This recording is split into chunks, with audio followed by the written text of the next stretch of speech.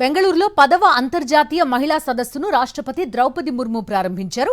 మహిళలు సమాజంపైన, ఇతర మహిళలపైన సానుకూల, దీర్ఘకాల ప్రభావాన్ని చూపగల శక్తి కలవారన్నారు. మహిళలంతా తమ జీవితాలతో పాటు వారి చుట్టూ ఉన్న వారి జీవితాలను మరింత అందంగా, ప్రశాంతంగా మార్చడానికి ఆధ్యాత్మికంగా ముందుకు వెళ్లాలన్నారు. సమాజాన్ని కరుణ ద్వారా నడిపించే శక్తి ఆడవారిలో ఉందని తాను నమ్ముతున్నట్టు తెలిపారు రాష్ట్రపతి ద్రౌపది ముర్ము.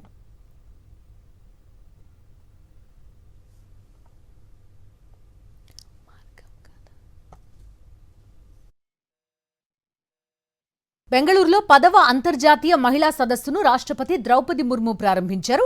మహిళలు సమాజంపైన, ఇతర మహిళలపైన సానుకూల, దీర్ఘకాల ప్రభావాన్ని చూపగల శక్తి కలవారన్నారు.